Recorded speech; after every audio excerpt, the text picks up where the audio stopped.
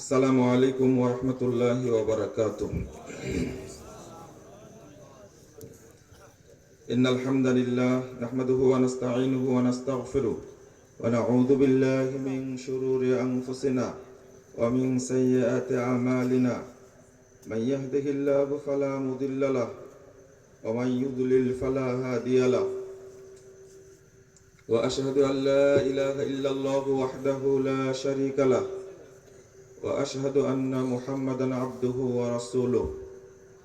أما بعد فإن خير الحديث كتاب الله وخير الهدي هدي محمد صلى الله عليه وسلم وشر الأمور محدثاتها وكل محدثة بدعة وكل بدعة ضلالة وكل ضلالة في النار. فأعوذ بالله من الشيطان الرجيم. فمن كان يرجو لقاء ربه فليعمل عملا صالحا ولا يشرك بعبادة ربه أحدا. عن أبي بكر رضي الله تعالى عنه قال: سمعت رسول الله صلى الله عليه وسلم يقول: إن الله لا يقبل من العمل إلا ما كان له خالصا وابتغي به وجهه. رواه النسائي بإسناد صحيح.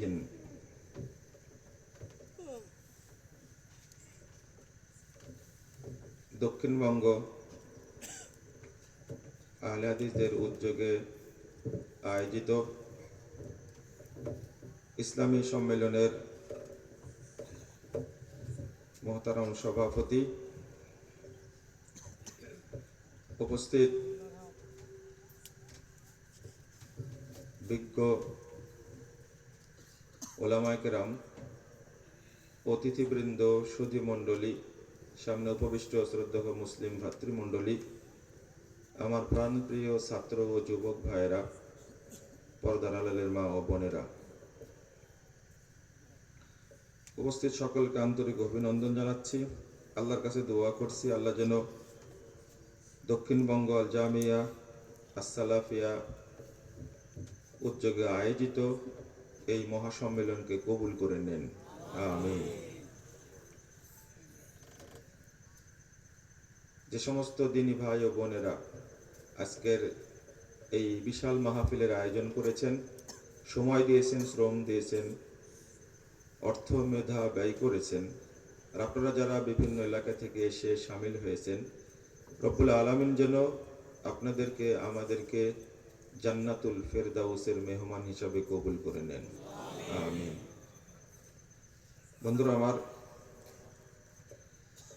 রাত 12টা পেরিয়ে গেছে। দুঃখের সাথে বলবো না আনন্দের সাথে বলবো, আপনাদের কৃতি সন্তান শেখ আবুল কালাম আজহারি হাফিজাহুল্লাহ তাআলা, তিনি আমাকে ঠিক 11টায় মঞ্চ ছেড়ে দিতে চেয়েছিলেন।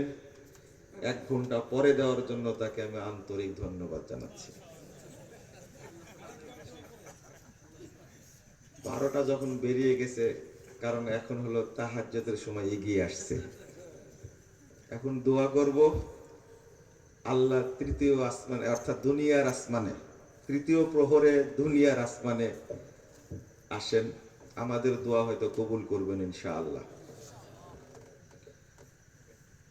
তো আমি কি আর আলোচনা করব, আমার আগে যে সমস্ত বড় বড় রুই কাতলা গেছেন,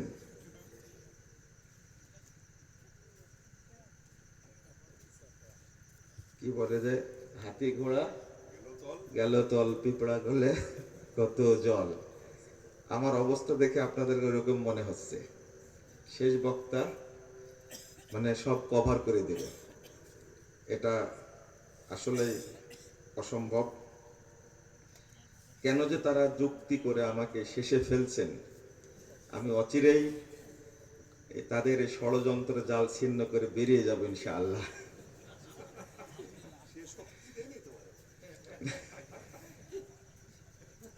এই রাত্রিতে আগেও আলোচনা করেছি আপনাদের এখানে, 2-4 জন পিছনে থাকতেন, সাহস পেতাম, আলোচনা করতাম। এখন এই গভীর রাত্রিতে, গতকালকে কয়টায় শুরু করেছেন জিজ্ঞেস করেন, বক্তব্য কিভাবে হবে? তার আগের দিন শুরু করেছিলেন 12টায়, 12:46 গত বৃহস্পতিবারে। তো দুইটা কথা বলবো, আপনারা থাকবেন তো না চলে যাবেন? কে কে চলে যাবেন হাত তোলেন তো দেখি। যাবেন না কেউ? আপনারা যত তাড়াতাড়ি যাবেন আমি তত তাড়াতাড়ি শেষ করবো ইনশাআল্লাহ।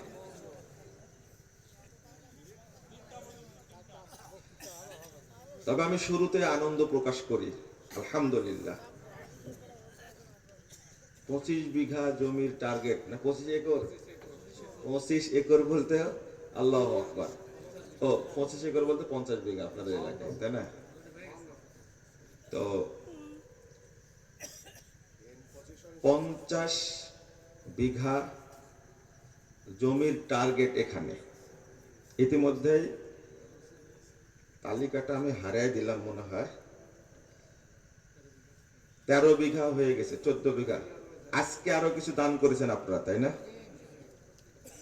আলহামদুলিল্লাহ। এখানে শেখ উপস্থিত আছেন, আমি ওনাকে আর কি বলবো, বলার কিছু ভাষা নেই। তবে টার্গেট দিয়েছেন 50 বিঘা জমি হলে আমরা কার্যক্রম শুরু করব, হবে ইনশাআল্লাহ আশা করি।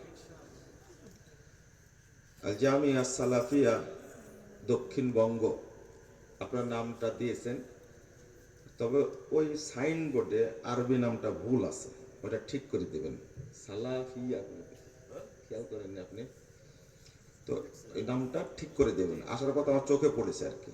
হ্যাঁ, আল জামিয়া আস সালাফিয়া।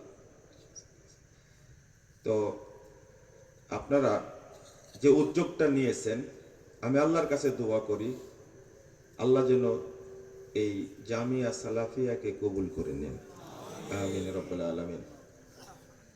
এবং অনেক দিনের আশা, টার্গেট, যে একটা প্রতিষ্ঠান হওয়ার দরকার। বাগেরহাট, খুলনা, যশোর, সাতক্ষীরা, বরিশাল, এখানে বড় কোনো প্রতিষ্ঠান নেই। আপনার প্রতিষ্ঠানে আমি ছাত্র ভর্তি করব কেন? ভর্তি করার মতো আপনারা কি প্রস্তুতি নিয়েছেন? একটা বউ বিয়ে করতে গেলে, একটা ছেলেকে বিয়ে করাতে গেলে অনেকগুলো জিনিস দেখে, দেখে না? সাধারণ একজন ছেলে একজন মেয়েকে বিয়ে করবে, একজন মেয়ে একজন ছেলেকে বিয়ে করবে, তার গুণাগুণ কত দেখা হয়। আর আপনার প্রতিষ্ঠানে এতগুলো ছেলে পড়বে, বছরের পর বছর থাকবে, এর গুণাগুণ দেখা লাগবে না? অভিভাবকরা দেখবে না? দেখবে তো, তাই না? তো ওই গুণ সম্পন্ন প্রতিষ্ঠান আপনি তৈরি করলে ইনশাআল্লাহ মধু থাকলে মৌমাছি আসতে বাধ্য। আমি জানি না কোন লোকের দোয়া কবুল হয়েছে। এখানে 14 বিঘা জমি হয়ে গেছে, টার্গেট 50 বিঘা। কারো দোয়া হয়তো কবুল হয়েছে। মনে করি এই এলাকায় যত বড় বড় আলেম আসেন, আজকেই ডক্টর আব্দুল্লাহ ফারুক সালাফি রাহিমাহুল্লাহ, হাফিজাহুল্লাহ তাআলা, ডক্টর আব্দুল্লাহ ফারুক সালাফি সাহেব হতে পারে ব্যক্তি আপনার কাছে ছোটখাটো, কিন্তু তিনি আল্লামা আব্দুল্লাহ আল কাফি আল কুরাইশির উত্তরসূরি, এটাও ঠিক। কারণ হলো তিনি অনেক বড় মাপের মানুষ। আজকে এই প্রোগ্রামে এসেছেন, তাই না? আলহামদুলিল্লাহ। ডক্টর আহমদুল্লাহ 30 সালে অনেক বড় মাপের আলেম, তিনি এখানে আমার সাইডে উপস্থিত। এখানে প্রফেসর ডক্টর মুসলিম উদ্দিন, আমি এলমের তলা নিজে তো জানি না, কিন্তু তলা খুঁজতে গিয়েও পাই না। এত বড় বড় আলেম যখন এসেছেন, আরো আগেও এসেছেন, গতবারও এসেছিলেন, কিন্তু বলে গেছিলাম আর আসবো না। কিন্তু আমি বললে কি হবে, কিন্তু আপনাদের যে হৃদয়ের টান, হয়তো এসেছি আলহামদুলিল্লাহ।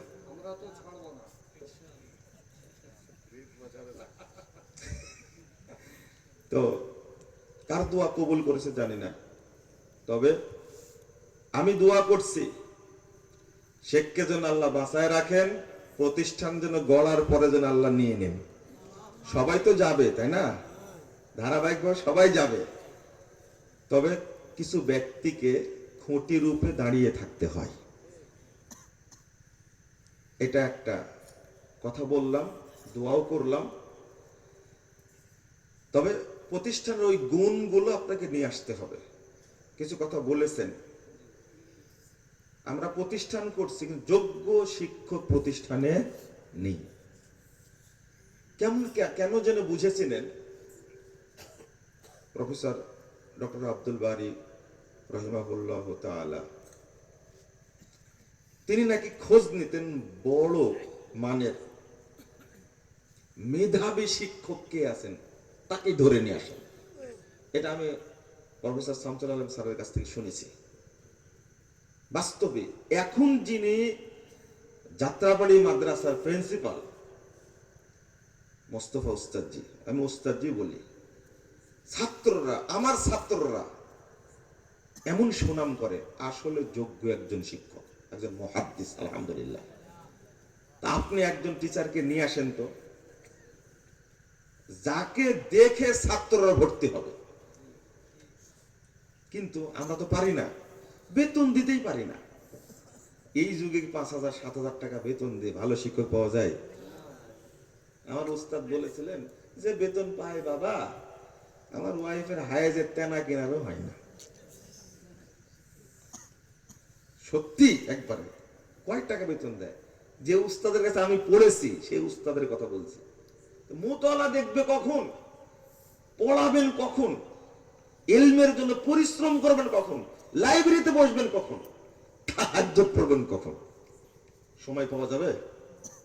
আসলে এই বিষয়ে আমি বলি না, কিন্তু বলতে লাগলে আবার ছাড়ি না।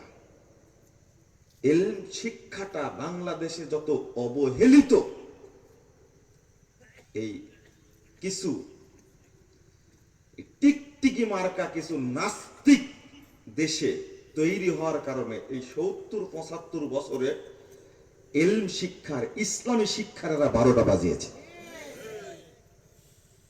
আগে এলেম শিখতেন বড় বড় পরিবারের সন্তান, আর এখন এলেমটা নিয়ে আসছে, ওরা বলেই দিয়েছে এটা ফকিরি বিদ্যা, এটা ফকিরি বিদ্যা। তাই বলে প্রচার করে করে করে ইসলামী শিক্ষা 12টা বাজিয়েছেন। এই যে ডক্টর মুস্তাফিজুর সাহেবের বাপ শাইখুল ইসলাম, বিখ্যাত একজন আলেম, তার বাপ জসিমউদ্দিন, তাফসিরে সাত্তারিয়ার ভূমিকায় দাদার নাম আছে। কত বড় পণ্ডিত মানুষ, ধারাবাহিক তিনি আলেম। ছোটখাটো ফকিন্নি পরিবার এটা। আল্লামা আব্দুল্লাহ আল কাফি আল কুরাইশি ফকিন্নি পরিবারের সন্তান।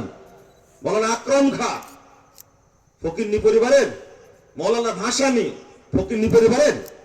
এই জেনারেশন চলে যাওয়ার পরে এই ইসলামী বিদ্যাটাকে, এই টিকটিকি মার্কা এই নাস্তিক গুলো এটাকে ফকিরি বিদ্যা বানাইছে। এজন্য আমি যখন কথা বলি এর উপরে, আজকে বিষয় বলবো না, আমি অন্যদিকে বলবো। এখন থেকে প্রতিজ্ঞা করুন, আপনারা যদি প্রতিজ্ঞা করেন আগামী 10 বছরে বাংলাদেশের 50% মানুষ হাফেজ হয়ে যাবে ইনশাআল্লাহ। প্রত্যেকে প্রতিজ্ঞা করেন, আমার প্রত্যেকটি সন্তানকে কোরআনের হাফেজ বানাবো। আমি আমার সন্তানকে নিয়ে, পরিবার নিয়ে জান্নাতুল ফেরদাউস একসঙ্গে থাকতে চাই। তার প্রথম সাদকা হবে আমি আমার সন্তানকে হাফেজ বানাবো। সৌদি আরবের লোকদেরকে দেখলেই হাফেজের যে একটা মূল্য, ওদের দেশে সৌদি আরবে, কুয়েতে অন্তত 70% বাচ্চা কাচ্চা কোরআনের হাফেজ। ওর প্রভাবই পড়েছে। মতিউর রহমান মাদানীকে চিনেন না? কে না চিনে? 4টা ছেলে 5টা মেয়ে, কয়টা হলো? স্ত্রী কিন্তু 3টা না, কয়টা? একটাই। 9টা সন্তান, 9টাই কোরআনের হাফেজ। আপনার ছেলে একটা হাফেজ হয়নি কেন? যারা জমি দান করলেন, কারা দিয়েছেন তা জানি না। জমি দান করার চেয়ে আমি মনে করি আপনার সন্তানগুলোকে মাদ্রাসায় পড়ার অনেক উপকার হবে ইসলামের। এটাই হলো 1 নম্বর রিজিক, এটাই হলো শ্রেষ্ঠ রিজিক। আর এর মাধ্যমেই আপনার জান্নাতের দরজা খুলবে ইনশাআল্লাহ। কিন্তু জমি দান করবেন, নিজের ছেলেকে ইঞ্জিনিয়ার বানাবেন, ডাক্তার বানাবেন। এখন ডাক্তারও হয় না, ইঞ্জিনিয়ারও হয় না, হয় ডাকাত আর জানোয়ার। কেন এই রীতি? কেন? মসজিদের জন্য চাইতে গেলে, আমি নিয়াতের কথা বলছি, মসজিদের জন্য চাইতে গেলে 50,000, 1 লাখ, 2 লাখ টাকা দিবে। খুব মহব্বত মাদ্রাসার প্রতি, এতিমখানার প্রতি, মসজিদের প্রতি খুবই মহব্বত। কিন্তু স্ত্রী সহবাসের সময় যে দোয়াটা পড়েছিল, এই দোয়াটা কি? শেষে কি বলি আমরা? ফিমা রাযাকতানা। এটাই হলো রিজিক। আমি রিজিক চাচ্ছি আল্লাহর কাছে, প্রথম যে রিজিকটা চাই সেটা কি? সন্তান। আপনার টাকা আগে না, আপনার সন্তানই আগে। ওইটাই আল্লাহর কাছে প্রথম চেয়েছেন। 5টা সন্তান আছে, একটাকে মাদ্রাসাতে পড়ায়নি, একটাকে নামাজি বানায়নি, কিন্তু ঠিকই মসজিদে লাখ লাখ টাকা দেয়। ছেলেটা পড়ে লন্ডনে, মেয়েটা পড়ে আমেরিকায়, তার ছোটটা পড়ে কানাডায়, আর তার বড়টা পড়ে ইংরেজিতে ডাক্তার। কেউ বাংলা ভাষা বলতে জানে না, সব ইংলিশ। কি মহব্বত মাদ্রাসার প্রতি, দেখছেন? এক পরিবারকে বললাম, মন খারাপ হচ্ছে, মেয়ের বিয়ে দিবে। আমার মেয়েটা খুব দিনদার। ভালো কথা, দিনদের মেয়েকে বিয়ে দিবেন তো ভালো। একটা মাদানি ছেলের সন্তান দিলাম। কার? মাদানি ছেলের সন্তান দিলাম। ছেলেটা দেখতেও ভালো, লেখাপড়াও ভালো, পরিবারে ভালো। কিন্তু ওই যে মাথায় ভূত ঢুকে আছে, যারা ফকিরি বিদ্যা শিখেছে, তাদের কাছে মেয়ে বিয়ে দিব? দিবে না। বিয়ে দিলে কোথায়? পরে শুনলাম বিয়ে দিল আমেরিকা প্রবাসী। ভালো, আমেরিকা প্রবাসী উচ্চ শিক্ষিত ছেলের সাথে বিয়ে দিল। 6 মাস পরে শুনতে যে বউ নাই, আবার কি বেটাও নাই। মানে কি জামাই বেটির কি হয়ে গেছে? কেন? জামাইটা এতই মদ খাওয়া খায়, চরিত্রহীন, নষ্ট, অনেক মেয়ের সাথে সম্পর্ক। আরে কি সুন্দর জামাই খুঁজে বের করেছে, 6 মাসের মধ্যে গাছে ফল ধরেছে। 6 মাসের মধ্যে কি গাছে লাগাইছে, যেমন ফল তেমন হয়েছে। অথচ মাদানি ছেলের সন্ধান দিলাম, খুব দিনদার, বাপও পরেশগার, মাও পরেশগার, মেয়েও নাকি পরেশগার। মাদানি ছেলেকে টেরা চোখে দেখে। মদিনা বিশ্ববিদ্যালয়ে পড়ছে ছেলে, তার ব্যাপারে আমার এই অনুভূতি। যাকে বিয়ে দিল আমেরিকা, সে কি? নিজেই বলছে খুব দুষ্টু ছেলে। ভাই আগে বুঝতে পারেনি, আগেও বুঝতেন আপনি, আমেরিকার কসকসে ডলার, এটা আপনাকে অন্ধ বানায় রাখছিল। বিদেশে চলে যাবে বিয়েটা করে, কিসের বিদেশে যাওয়া, সব শেষ করে দিয়েছে। এটা হলো মাদ্রাসা শিক্ষার প্রতি আমাদের অনীহা, অবহেলা, মানে তাচ্ছিল্য। এটা না, এটা করতে যাবেন না। দয়া করে নিজে দিন শিক্ষার গুরুত্বটা বুঝুন, সন্তানকে বুঝান। আর অনেক কথা আছে, সেটা বলবো না। আমি যে আয়াত পড়েছি, সে আয়াতের আলোকে আমি 2টা কথা বলে বিদায় নেব ইনশাআল্লাহ। আপনারা শুনতে চেয়েছেন, এখন শুনবেন কিনা জানি না। ধৈর্য ধারণ করে একটু বসেন। আমি কথা বলবো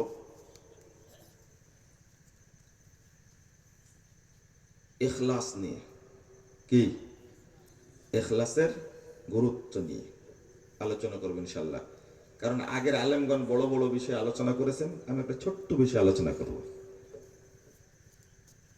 ইমাম আব্দুল মুবারক বলছেন, আসাদু শাইইন আল ইখলাস।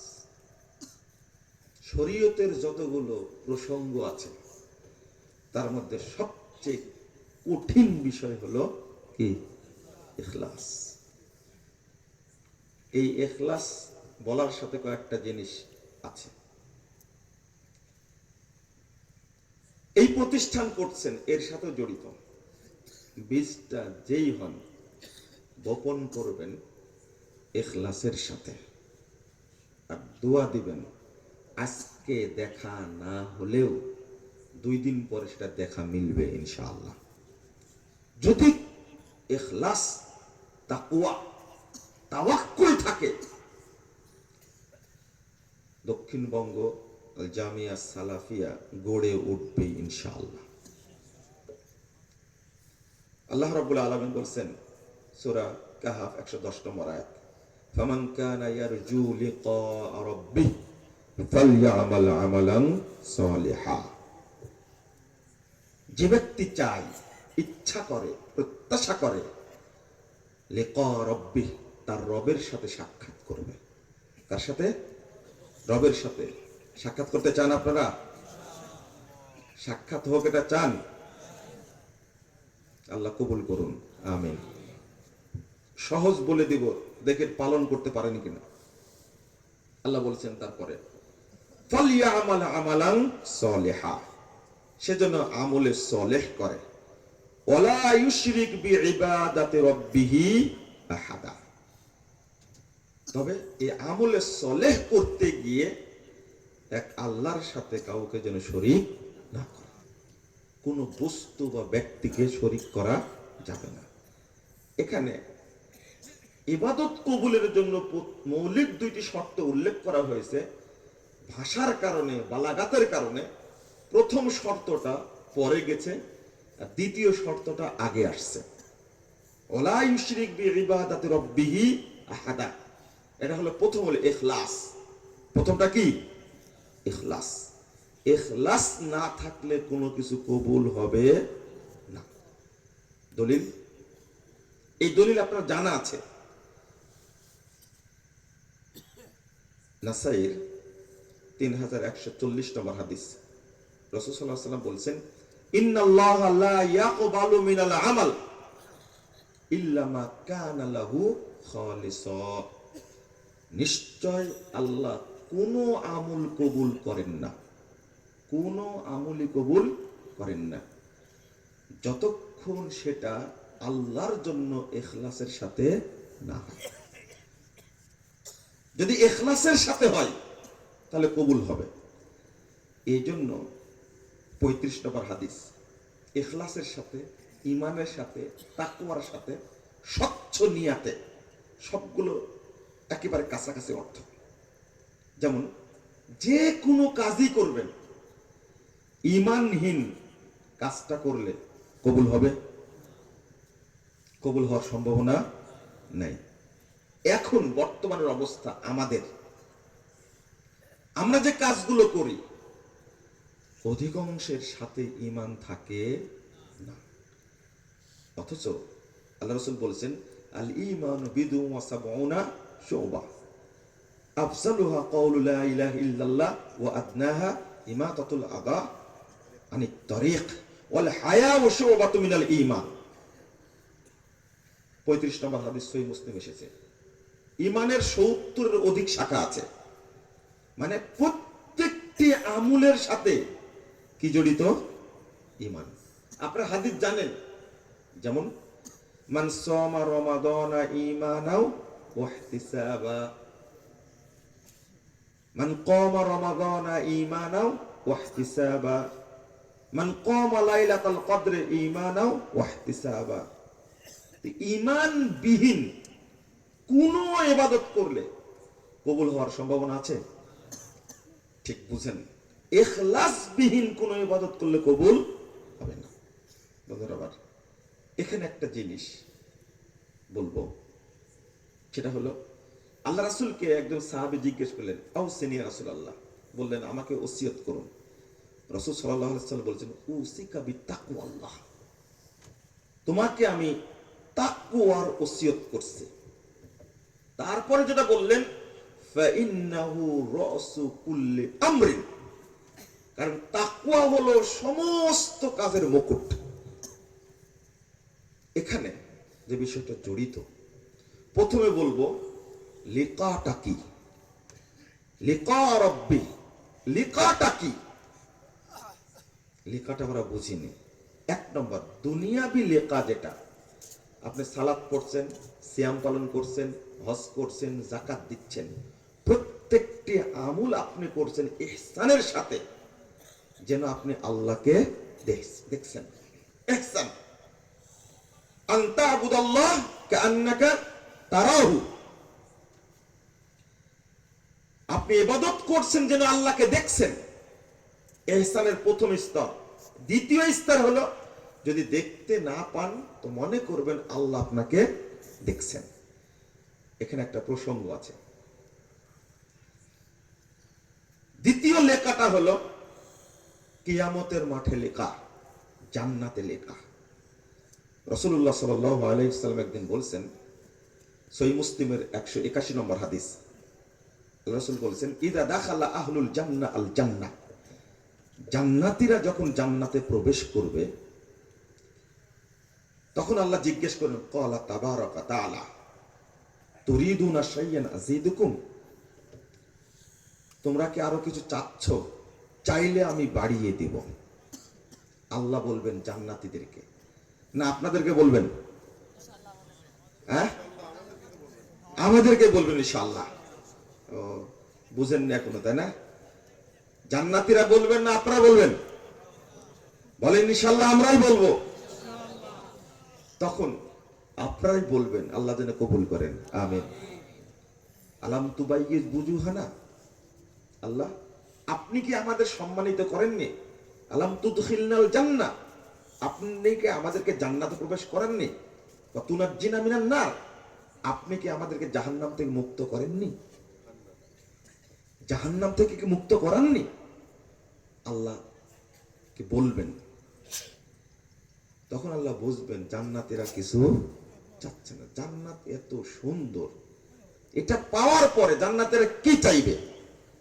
আল্লাহ রাসূল বলতেন, ফায়াকশিফুল হিজাব, আল্লাহ তখন তার মাঝে, বান্দাদের মাঝে যে পর্দা, এই পর্দাটা আল্লাহ খুলে দিবেন।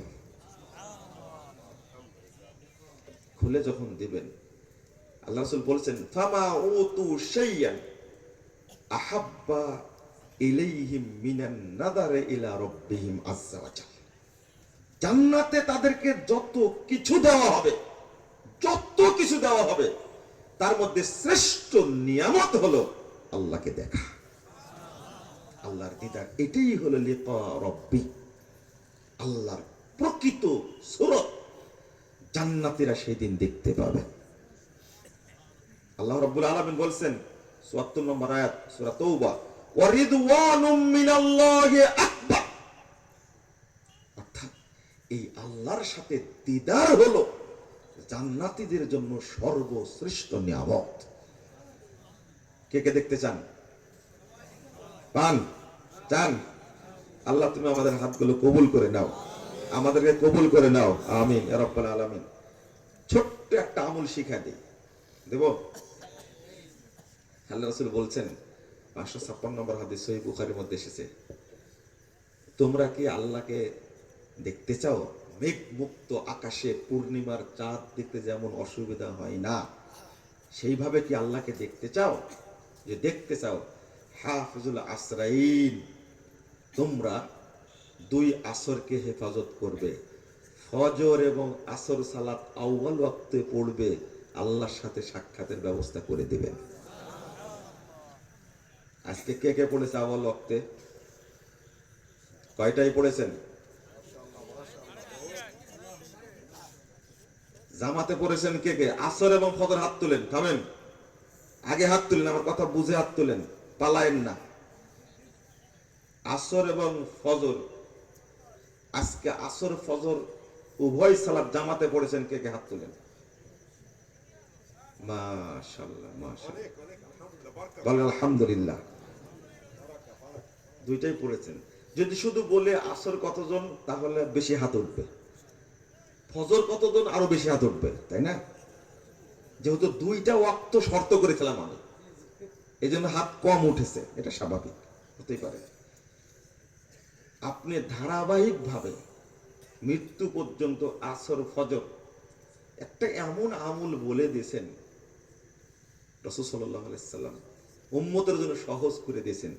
আল্লাহর সাথে সাক্ষাৎ করতে চাইলে আসর আর ফজরটা তোমরা আউয়াল ওয়াক্তে পড়বে, কিন্তু গুষ্টি মেরে দিয়েছে। বুঝেননি কথা? এত ওয়াজ করছি, এত কথা বলছি, বাংলাদেশের অধিকাংশ মানুষ এই দুই ওয়াক্ত সালাতকে নষ্ট করে দিয়েছে, মেরে ফেলে দিয়েছে। হাদিস আছে ইউমিতুনাস সালাহ, মেরে ফেলেছে, হত্যা করেছে। আসর পড়ছি 4টায়, সোয়া 4টায়, আর ফজর পড়ছি কয়টায়? সোয়া 6টায়। লা ইলাহা ইল্লাল্লাহ। অথচ আসরের ফজরের টাইম এখন হচ্ছে সম্ভবত 5টা 28, 25, তাই না? 25। চিন্তা করেন। অথচ ফজর টানতে টানতে সালাত পড়ে, গতকাল এক মসজিদে সালাত আদায় করে 2 দিন আগে একই মসজিদে সালাত আদায় করেছি। আফসোস, সালাত পড়ে দেখছি গাড়ি নিয়ে যাচ্ছে, আমার ড্রাইভারকে জিজ্ঞেস করেন আপনি, সালাত পড়ে বেরিয়ে দেখছি পুরোটাই ফর্সা, অন্ধকারের গোষ্ঠী নেই। আমি আফসোস করলাম, হায় আল্লাহ, আমরা মুসাফির মানুষ, মসজিদ পেয়েছি, ঢুকে গেছে, জামাত পেয়ে গেছে 2 দিনই, এই মাঝখানে 2 দিন ফাঁকা, একই জামাতে একই নবীর সালাত, নাটোরের একেবারে বাইপাসে যে মসজিদটা, ঢুকতেই রাস্তা থেকে ঢুকতেই আফসোস। জামাতে সালাত পড়ার পর বেরিয়ে আত্মাটা শুকে গেল। এইভাবেই প্রতিদিন সালাত হয়। অথচ রাসূল সাল্লাল্লাহু আলাইহি সাল্লাম অন্ধকারে সালাত পড়তেন, সালাম ফিরালে পাশে কে আছে এটা জানা যেত না। এটা হাদিসে। কে বলবে এই কথা? আলেমদেরকে বলি, এই বিষয়ে বলুন। 430 নম্বর হাদিস আবু দাউদের মধ্যে এসেছে, মুহাম্মদুর রাসূলুল্লাহ সাল্লাল্লাহু আলাইহি ওয়াসাল্লাম বলছেন, আল্লাহু তাআলা, আল্লাহ তাআলা আমাকে বলছেন, ফারাস্তু আলা উম্মতি খামসা সালাওয়াত, মুহাম্মদ শোনো, আমি তোমার উম্মতের উপরে 5 ওয়াক্ত সালাতকে ফরজ করেছি।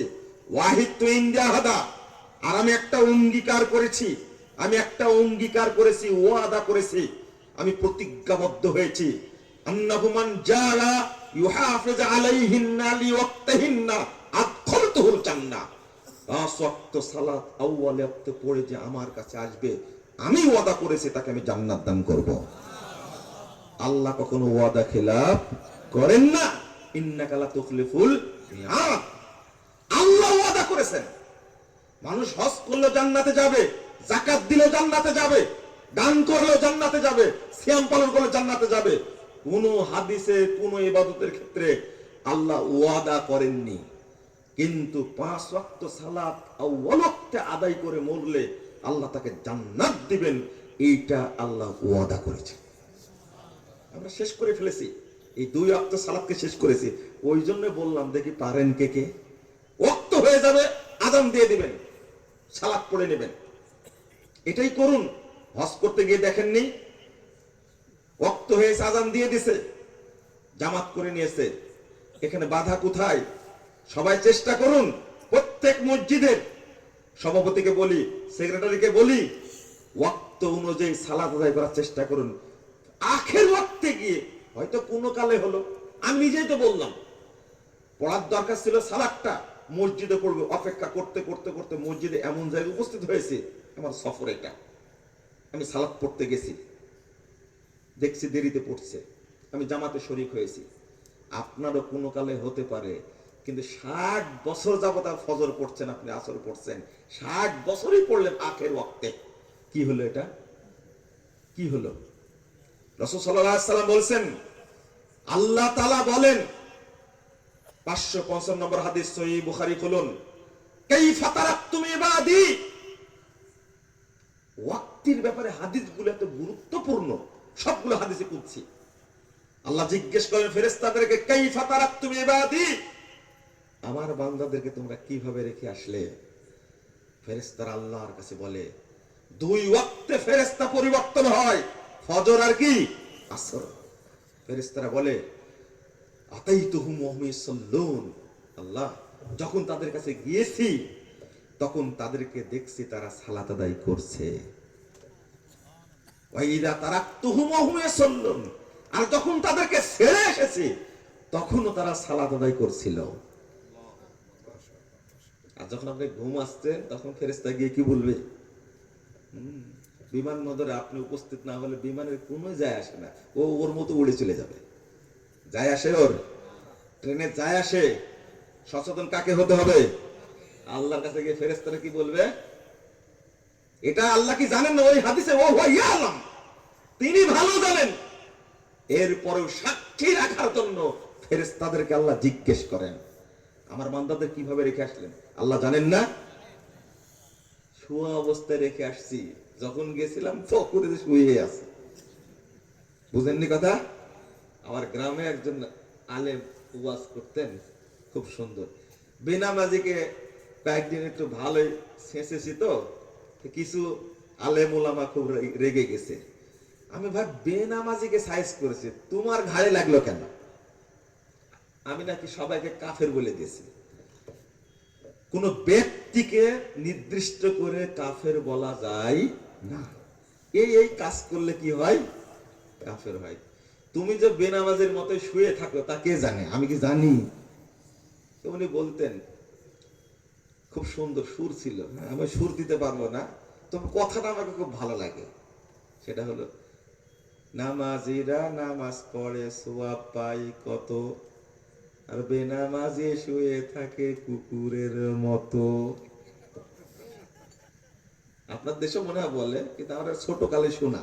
হ্যাঁ, কুত্তার স্বভাবের সাথে বেনামাজির যথেষ্ট মিল আছে। কুত্তাকে কোনোদিন দেখছেন হাঁটতে? দেখেছেন কখনো কুকুরকে? সবসময় কি দৌড়ায়। এখানে বেনামাজি নাই, এই জন্য গল্প করছি। আমি মনে করে নিচ্ছি বেনামাজি এখানে নাই, থাকলে আমার দোষ নাই। সারাদিন দৌড়ায়। বেনামাজির ব্যস্ততা এত বেশি, এত বেশি, দুনিয়ার কাজের শেষ নাই। সারাদিন কাজ করছে, সারা রাত মদ গাঁজা সুহানি, ক্যারাম বোর্ড খেলা, এই খেলা সেই খেলা, টিভি দেখা, ল্যাংটা মহিলা দেখা, ইউটিউব ফেসবুক, এইটা সেটা করতে করতে করতে একেবারে 3টা 4টা বাজা দেয়। ঠিক কুত্তা সারা রাত দৌড়ায়, ফজরের টাইমে গিয়া ছায়ের উপরে একটা শান্তি করে ঘুম দেয় একেবারে 10টা 12টা। কুত্তার সাথে মিল আছে না? এক জায়গায় অমিল, ওর পা 4টা, এর পা 2টা। কথা বুঝতে পারলেন? আপনি বলবেন যে কেন কুত্তার সাথে তুলনা করলেন? আশরাফুল মাখলুকাত, হ্যাঁ, সুম্মা রাদাদনাহু আসফালা সাফিলিন। তোমাকে ঠিকই আশরাফুল মাখলুকাত করেছিল, তোমার দোষেই তুমি কুত্তার সাথে খারাপ হয়ে গেছো। আমি তো তুলনা করলাম কুত্তার সাথে। কুকুর না, কিন্তু কুকুর না, কি কুত্তা। কুকুর আর কুত্তার মধ্যে অনেক তফাৎ। কুকুর ছানা বললে কিচ্ছু হবে না, খালি বলে দেন কুত্তার বাচ্চা, খবর আছে আপনার। অনেক তফাৎ আছে, বুঝেন? এই যে আল্লাহ বলছেন 179 নম্বর আয়াত সূরা আরাফ, তাদের চোখ আছে দেখে না, কান আছে শুনে না, তাদের অন্তর আছে বুঝে না। উলাইকা কাল আনআম বাল হুম আদাল। আমি বললাম না, আল্লাহ বললেন? আল্লাহ বললেন ওই কুত্তার চেয়েও কি নিকৃষ্ট। কুত্তার উপরে কোনো ইবাদত ফরজ? হ্যাঁ, ফরজ। এই জন্য হিন্দুর বাড়ি দাওয়াত খাওয়া অনেক ফজিলতপূর্ণ বেনামাজের বাড়ি খাওয়ার চাই। কারণ হিন্দুর উপরে কি ইবাদত নাই, কিন্তু বেনামাজের উপরে কি ইবাদত ফরজ না? হ্যাঁ, রাগ করলে কিছু করার নাই। খবরদার এই কাজটা করবেন না। অন্তত আসর ফজরকে হেফাজত করবেন।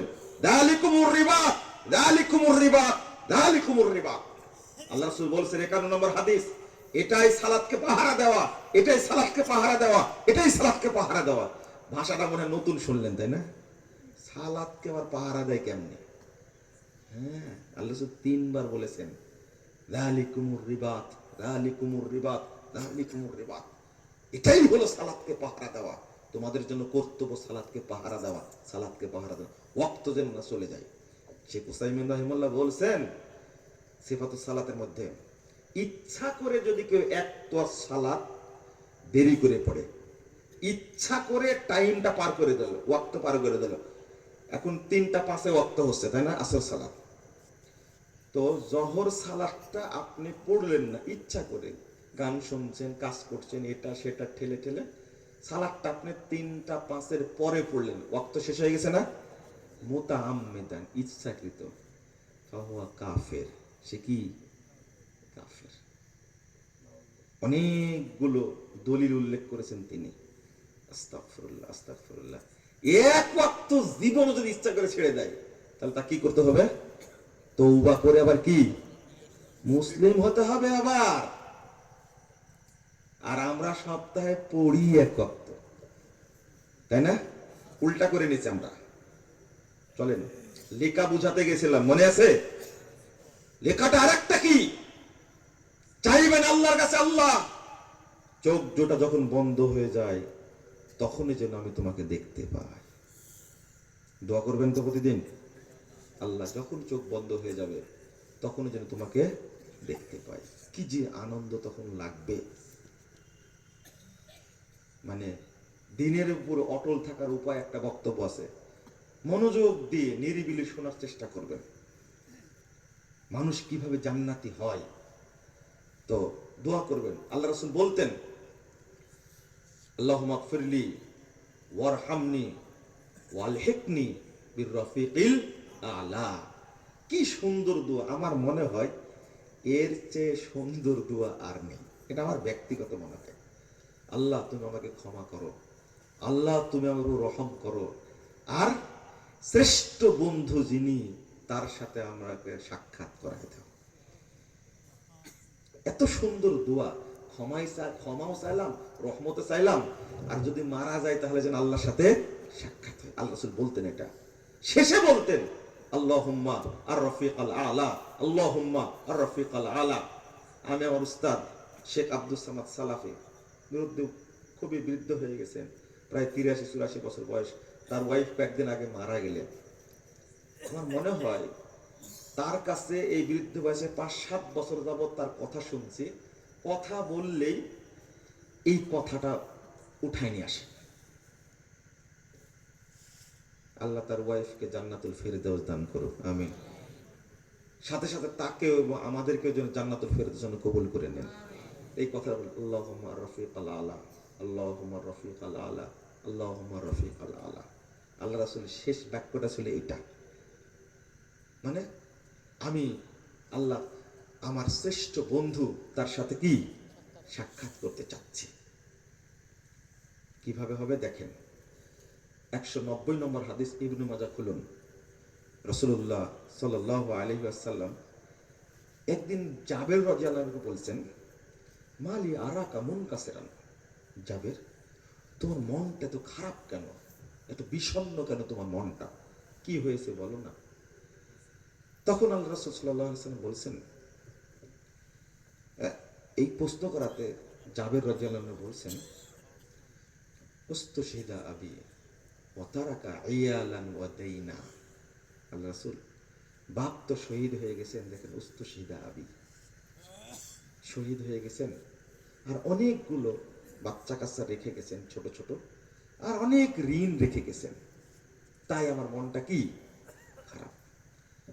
জাবের রাদিয়াল্লাহু আনহুর সাথে আল্লাহ রাসূলের সম্পর্ক এত গভীর ছিল, এত গাঢ় ছিল, সব সাহাবীর সাথেই ছিল, কিন্তু জাবেরের সাথে সম্পর্ক ছিল ব্যতিক্রম একটা। এত সুন্দর সম্পর্ক, কোন জায়গায় হেসেছেন, কোন জায়গায় হাসিয়েছেন, কোন জায়গায় রসিকতা করেছেন, সব সময়। আর জাবের রাদিয়াল্লাহু আনহু তাই করেছেন। হায় হায়। তো বলছেন, আল্লাহ রাসূল বলছেন, আফালা উবাশশিরুকা, আমি কি তোমাকে জানাবো, সুসংবাদ দেব কি? তো বলছেন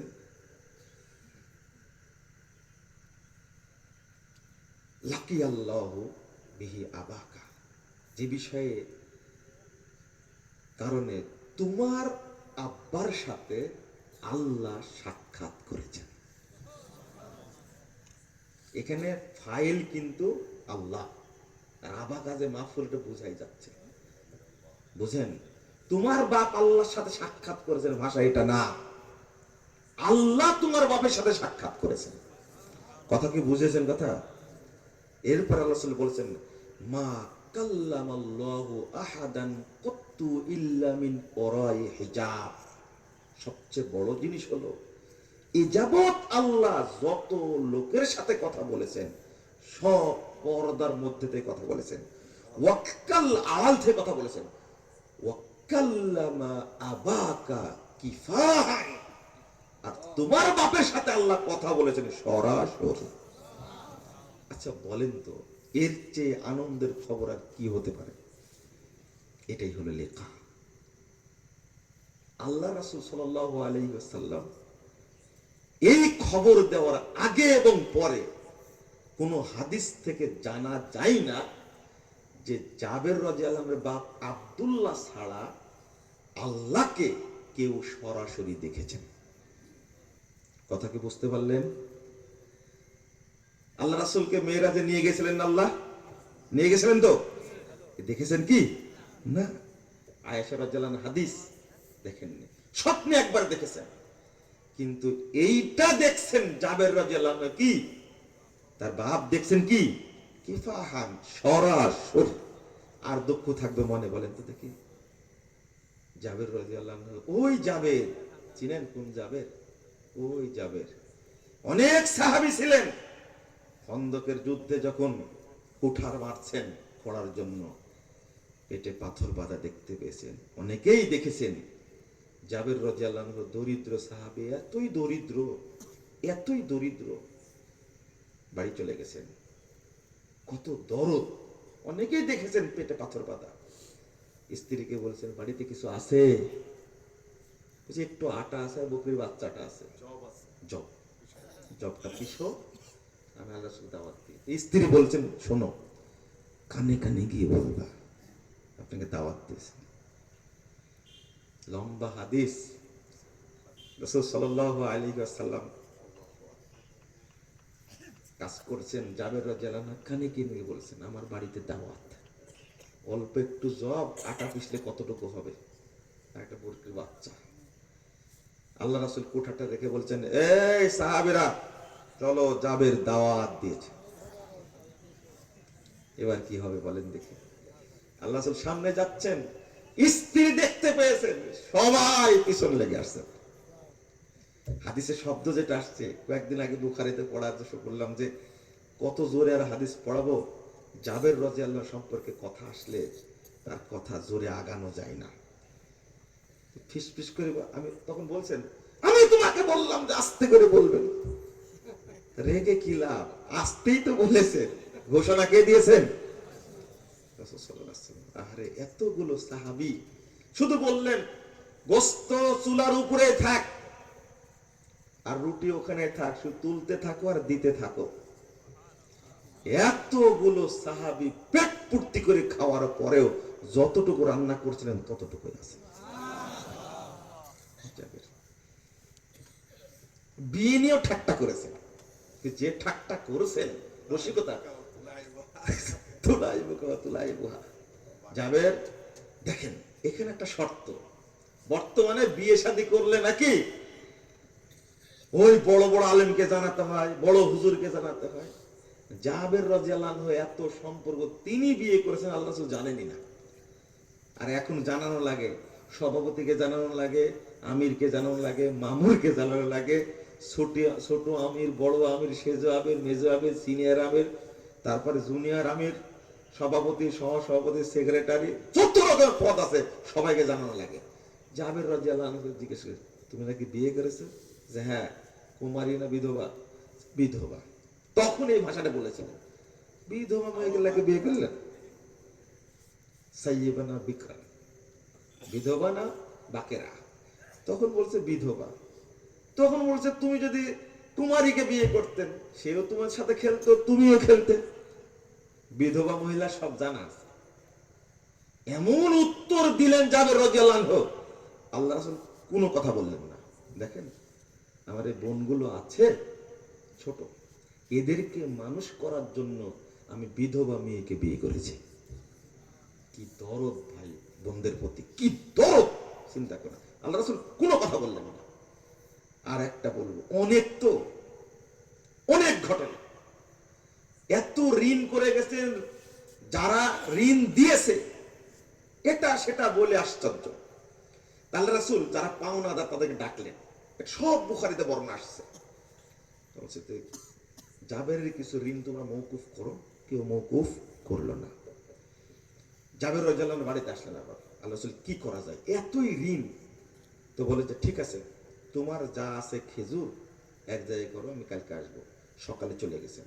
আহারে, শুধু বাগান দিয়ে আল্লাহ রাসূল হেঁটে গেছেন। এবার বললেন যে যা পাব মেপে দিতে থাকো, যত ঋণ ছিল সব ঋণ পরিশোধ করে দিন। বরকত কাকে বলে? যুদ্ধের মাঠে যাচ্ছেন, উটটা বৃদ্ধ হয়ে গেছে। হ্যাঁ, বলছে যাবে কি ঘটনা, তুমি যে পিছনে। আল্লাহ রাসূল আমার উটটা বুড়া হয়ে গেছে, আয়া দুর্বল হয়ে গেছে। তখন আল্লাহ রাসূল লাঠি দিয়ে মারলেন খোঁচা একটা। খোঁচা মারার পরে এমন তেজ হলো, তো দৌড়াতে দৌড়াতে সবার আগে চলে গেছে। আল্লাহ রাসূলের সাথে সাক্ষাৎ হওয়ার পরে বলছে, বেলাল আমারটা বিক্রি করবা, যাবে বিক্রি করবা? তো বলছে হ্যাঁ বিক্রি করবো। তো শর্ত, আমাকে মদিনা পর্যন্ত যেতে দিবে না, আপনি এখনই দিব না। আচ্ছা ঠিক আছে, মদিনা পর্যন্ত তুমি যেও, ওটা বিক্রি করো। আহারে, সাহাবীর সাথে কি রসিকতা। গেছে মদিনায় গিয়ে দেখছে আল্লাহ রাসূল হাজির হয়ে গেছেন, উট দিতে আসছেন আর টাকা নিতে আসছেন। উট দেওয়া হয়ে গেছে, টাকাও দেওয়া হয়ে গেছে। জাবের রাদিয়াল্লাহু আনহু ওনার একটা গল্প মনে পড়লো। হ্যাঁ, গল্প বলবো না। জাবের রাদিয়াল্লাহু আনহু খুশিতে, এই বুড়া দুর্বল উট বিক্রি করতে পেরে খুশিতে বাগ বাগে মানে চলে যাচ্ছেন, ডাঁটে চলে যাচ্ছেন। পিছন থেকে আমার ডাকছে, এ জাবের। জাবের রাদিয়াল্লাহু আনহু নিজেই বলছে, ডাকা দেখে আমার এতই মন খারাপ হলো, মনে হয় আমাকে ফেরত দিবে হয়তো। রাসূল সাল্লাল্লাহু আলাইহি ওয়াসাল্লাম বেলালকে, জাবের রাদিয়াল্লাহু আনহু বলছেন, খুজ মালাক ওয়া জামালাক। জাবের, তুমি তোমার উটও নিয়ে যাও, এই টাকাও নিয়ে যাও। কি বুঝলেন? লাভ হলো না লস হলো? আচ্ছা, এটা করার কি দরকার ছিল? হ্যাঁ, অনেক সাহাবীর মর্যাদার কথা এসেছে। জাবের রাদিয়াল্লাহু আনহুর সাথে সম্পর্ক এত গভীর ছিল, এতই গভীর, আরো অনেকগুলো ঘটনা আছে, আমি অতটা বলতে চাইলাম না। তার বাপ শহীদ হয়ে গেছেন আব্দুল্লাহ। সরাসরি সাক্ষাৎ হয়েছে কার সাথে? আল্লাহ সরাসরি সাক্ষাৎ করছে।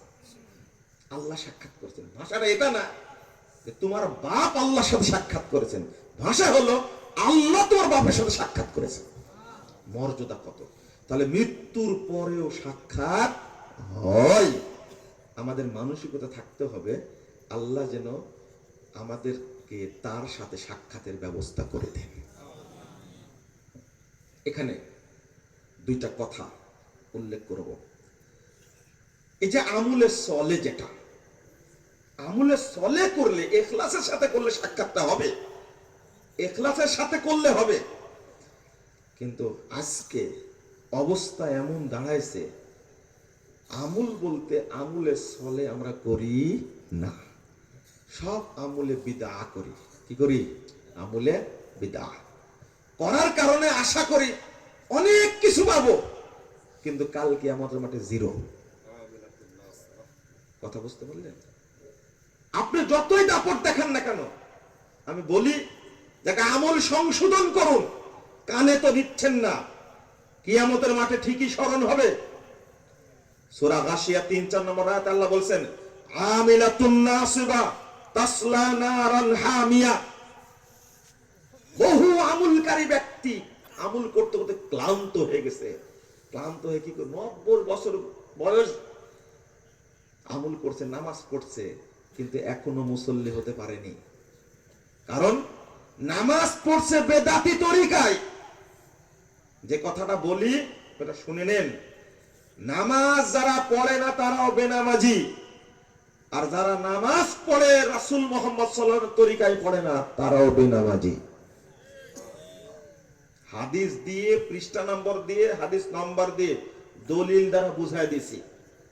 যারা নামাজ পড়ে না তারাও বেনামাজি, যারা নামাজ পড়ে রাসূলের তরিকায় পড়ে না তারাও কি বেনামাজি। এই নামাজের কোনো দাম নাই। দেখেন দেখেন শুনেন, এই হাদিসটা বলি না সঙ্গ থেকে যাবে। 1312 নম্বর হাদিস, নাসাইর মধ্যে এসেছে। হুযায়ফা রাদিয়াল্লাহু আনহু বলছেন, একজন ব্যক্তিকে, সাহাবী বলছেন, কাম তুসাল্লি হাযিহি সালাত, এই তুমি এইভাবে সালাত পড়ছো কতদিন যাবত? ওই লোকটা বলছে, মুনযু 40 আমা, আমি প্রায় তো 40 বছর যাবত এই সালাত পড়ছি। 40 বছর যাবত যদি সালাতে পড়ে, ওই বয়স অন্তত 50 বলেন।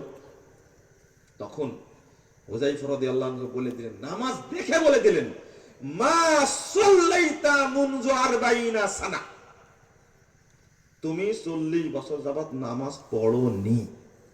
কয় বছর? মা সাল্লাইতা মুনযু 40 সানা, তুমি 40 বছর যাবত নামাজ পড়োনি। সরাসরি কথা। ওয়ালাউ মুত্তা ওয়া আনতা তুসাল্লি হাযিহি সালাত, তুমি যদি এইভাবে নামাজ পড়তে পড়তে মারা যাও, তুমি যদি মারা যাও আর এইভাবে নামাজ পড়ো, সালাত যদি পড়ো, মুত্তা আলা গায়রিল ফিতরাতি আল্লাতী ফাতারাল্লাহু মুহাম্মাদান সাল্লাল্লাহু আলাইহি সাল্লাম, তাহলে মুহাম্মদ সাল্লাল্লাহু আলাইহি সাল্লামকে আল্লাহ যে ফিতরাতের উপরে সৃষ্টি করেছেন, তুমি এই দ্বীনের উপরে মরতে পারবে না, অর্থাৎ তুমি বেদিন হয়ে মারা যাবে। তাহলে নামাজ পড়েও বেদিন হয়, পাওয়া গেল। বেঈমানও নামাজ পড়ে, কি বেঈমানও নামাজ পড়ে, রাগ হলেও নামাজ পড়ে বেঈমান হয় কেমনে, তাই না? যদি বেনামাজির ঈমান থাকে, বেনামাজি বদমাশটা বলে নামাজ না পড়লে ঈমান ঠিক আছে, আমি বললাম জুতাও ঠিক আছে। কথা বুঝতে পারলেন না? কত বড় বদ, একটা ইবাদতকে তুচ্ছ তাচ্ছিল্য করছে। আল্লাহ রাসূল কি বলছেন? মওকুফ সূত্রে হাদিসটা আসছে, মুসনাদ ইবনে শাইবা 30,992 নম্বর হাদিস। ইয়াতি আলান নাসে জামান, মানুষের কাছে একটা যুগ সময় চলে আসবে, ইয়াজতামিউন ওয়া ইউসাল্লুনা ফিল মাসাজিদ, লোকেরা দলে দলে মসজিদে হাজির হবে। ইয়াজতামিউন ওয়া ইউসাল্লুনা ফিল মাসাজিদ, সব মসজিদ মুসল্লিতে ভর্তি থাকবে। ওয়ালাইসা ফীহিম মুমিন, কিন্তু তাদের মধ্যে একজনও ঈমানদার থাকবে না। কোন যুগ বলেন তো? এই যুগ। সাহাবীরা এই হাদিস অনুবাদ করে বলছেন এই যুগটা আমাদের যুগ। তাহলে এই যুগে কোনো ঈমানদার পাওয়া যাবে? ওষুধ খাওয়ার জন্য, ঝাড়া দেওয়ার জন্য, ইমামতি করার জন্য। এখন যারা নামাজ পড়ি তার মধ্যে কি নাই? ঈমান নাই। আপনি বলবেন ঈমান নাই, নামাজ পড়ে কি করে? হ্যাঁ, ওযু নাই ঠিকই, 30 বছর তাহাজ্জুদ পড়ে, ওযু ছাড়া তাহাজ্জুদ পড়ে, ওযু ছাড়া জানাজাও পড়ে। একজন লোককে বললেন, একসঙ্গে তো আসলাম, আপনি ওযু করলেন না, সরাসরি দাঁড়ায় গেলেন যে নামাজে। জানাজার নামে তো ওযু করা লাগে না, নিজেই ফতোয়া দিচ্ছেন। জানাজার নামাজের জন্য নাকি ওযু করা লাগে না। কি এলেম অর্জন করে চিন্তা করে। কারণ রুকু নাই, সেজদাও নাই, ওযু নাই। 30 বছর যাবত পড়ছে। আপনারা বলেন তো, জানাজা এক ওয়াক্ত হয়েছে? একটা নামাজও হয়েছে কি তা বলতে পারছেন না কেন? তাহলে ওযুবিহীন নামাজ হয় না, তাহলে ঈমানবিহীন নামাজ হয়? হ্যাঁ, ঈমানবিহীন নামাজ হয় না। অথচ আল্লাহ রাসূল বলছেন ওদের মধ্যে একজনও কি নাই? ঈমানদার নাই। এই যুগটা যদি এই যুগ বলেন আপনি, তাহলে আপনি সাবধান হন। একদিকে একদিকে যারা নামাজ পড়ছে তার ঈমান নেই, আরেকদিকে যারা নামাজ পড়ছে তাদের মধ্যে রাসূলের তরিকা নেই, তারাও বেনামাজি। এই জন্য যত জায়গায় নামাজ শিক্ষা দিলাম, কোন জায়গাতে একজন মুসল্লি পেলাম না, হয় ঘাড় তেড়া, না হলে মাজা তেড়া, না হলে হাঁটু তেড়া, না হলে সেজদা করতে জানে না, রুকু করতে জানে না, দুয়া জানে না। আপনি কি বুঝলেন? তাহলে আমলটা সংশোধন করবেন না? এইটা নিয়ে যাবেন যখন কিয়ামতের মাঠে বেদাতি নামাজ, তখনই তো আল্লাহ বলবেন। আল্লাহ কি করবেন? সূরা ফুরকান 23 নম্বর আয়াত, ওয়াকাদিমনা ইলা মা আমিলু মিন আমালিন ফাজআলনাহু হাবাআম মানসুরা। আমি তাদের আমলগুলো দেখতে যাব, সমস্ত আমলকে আমি নষ্ট করে দেব। নেবা আল্লাহর রীতি হলো, আল্লাহর কাজ হলো, একটা আমল করতে চাইলে না করতে পারলেও কাতাবাল্লাহু লাহু হাসানাতান কামিলা, আল্লাহ তাকে পূর্ণ নেকি দান করেন। ওমান হাম্মা বিআমালিন ফায়ামালহা কাতাবাল্লাহু লাহু আশরা হাসানাত ইলা 700 দিফিন ইলা আযাফিন কাসীরা। আল্লাহু আকবার। যদি আমল করতে চাই, করে ফেলে, আমি তাকে 10 নেকি দিই, 10 থেকে 700 বাড়াই, 700কে আমি দ্বিগুণ অসংখ্য গুণে গুণান্বিত করি। ইলা আযাফিন কাসীরা, 700কে আমি অসংখ্য গুণে গুণান্বিত করি। আর আপনার আমল কাল কিয়ামতে নষ্ট করবেন, মানে আল্লাহ আপনার উপরে কত সন্তুষ্ট, তাই না? বেদাতে আমল করলে আল্লাহ কি সন্তুষ্ট হবেন? প্রশ্ন আসে না। এক শ্রেণীর মানুষ আমল করছে, কিন্তু সব তেরা বিশ্বাসে বিশ্বাসী, কোরআন হাদিসের ব্যাখ্যা করছে সম্পূর্ণ উল্টা। ব্যাখ্যা করা দেখছেন? ব্যাখ্যা করা দেখছেন কি আপনি? 56 নম্বর আয়াত সূরা আহজাব পড়লেন, আল্লাহ বলছেন ইন্নাল্লাহা ওয়া মালাইকাতুহু ইউসাল্লুনা আলান নবী, তাই না? অনুবাদ করেন তো, ইন্নাল্লাহা ওয়া মালাইকাতুহু ইউসাল্লুনা আলান নবী মানে কি? নিশ্চয়, হ্যাঁ হ্যাঁ, ইউসাল্লুনা আলান নবী, এই দেখেন অনুবাদ পাওয়া গেছে। তাফসীরে জিলাপি কেমন? এই যে আমি কিন্তু বলিনি, ওই ছেলেটার অনুবাদই করি, অনুবাদ করেছে নিশ্চয় আল্লাহ এবং ফেরেশতা মণ্ডলী নবীর উপরে দরুদ পাঠ করে। আচ্ছা, আল্লাহ যদি দরুদ পাঠ করে, আল্লাহকে কি বলা লাগবে? আল্লাহুম্মা সাল্লি আলা মুহাম্মাদ, নাকি?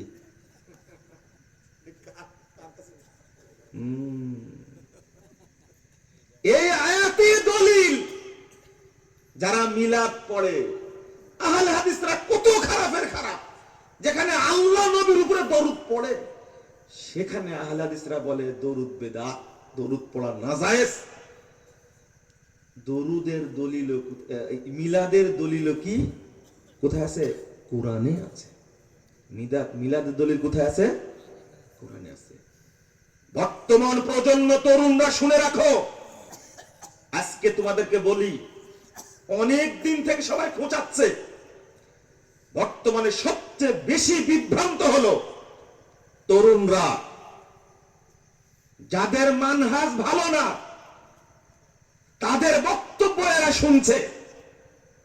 তোমরা বক্তব্য শুনে তো খুব মর্দে মুজাহিদ হয়ে গেছো, কিয়ামত তো ঘটায় দিয়েছো, ইমাম মাহাদিকে জেলখানায় ঢোকা রাখছো, দাজ্জালকে কোথায় বন্দী করে রাখছো, খুব তো বুঝলে।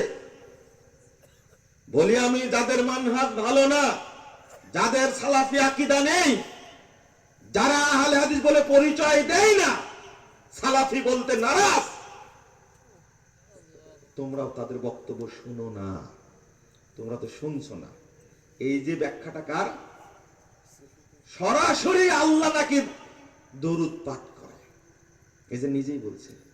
ইয়েসুর সমস্যা হয়ে গেছে, এখানে ফাইল হলো দুইজন, আল্লাহ আর ফেরেশতারা ফাইল, ফেল কর্তা, আর ফেল হয়েছে কি একটা, ইউসাল্লুনা। আসলে এখানে অনুবাদটা হবে কি, আল্লাহ রহমত নাজিল করেন আর ফেরেশতারা দরুদ পাঠ করেন, সুপারিশ করেন। কথা বুঝতে পারলেন? বলছেন ইয়া আইয়ুহাল্লাযীনা আমানু সাল্লু আলাইহি ওয়া সাল্লিমু তাসলিমা। এক বেদাতি বক্তা বলে দিয়েছে, কি সুন্দর সুরেলা ওয়াজ, কেনই বা শুনবে না মূর্খ মানুষ? মূর্খ মানুষ শুনবে না কেন? এত সুন্দর তেলাওয়াত আর এত সুন্দর চেহারা, এত সুন্দর যুক্তি, কেন শুনবে না মূর্খ মানুষ? বলছে যখন মা খাদিজাকে যখন দাফন করা হচ্ছে তখন জি জি এই জায়গাটা পেস্তা লাগছে, এজন্য মানে পাইকারি অনুবাদ করছে। এটাই বেদাতীদের দলিল, সুফিদের দলিল যে আল্লাহ দরুদ পাক করে। তো বলছে যখন যখন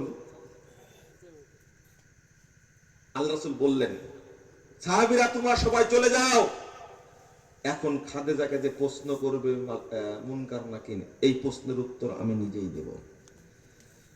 তখন আল্লাহ মুহাম্মদ সাল্লাল্লাহু আলাইহি সাল্লামকে বললেন, মুহাম্মদ তুমিও চলে যাও, খাদিজাকে প্রশ্ন যেটা করা হবে তার উত্তর আমি আল্লাহ নিজেই দেব।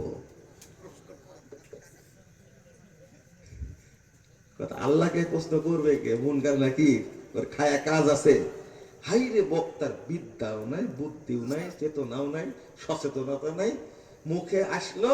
এটা হলো বক্তার মুখ, হলো চুলার মুখ। চুলা চিনেন? চুলা চিনেন? আকা আকা চুলার মুখ, চুলাতে যা দেয় চুলা তাই খায়। বক্তার মুখে যা আসে তাই বলে। কেন এত বড় ডাহা মিথ্যা কথা বললো? যদি বলা লাগে মার রব্বুকা, উত্তর যদি না আল্লাহ, তাহলে আল্লাহ কয়টা হয়ে গেল? বলে নাউজুবিল্লাহ। এই সমস্ত ওয়াজ শুনলে ঈমান থাকবে না, পালায় যাবে। ঈমান নাই, আগেই পালায় গেছে, এখন খামাখা খালি ঠকি।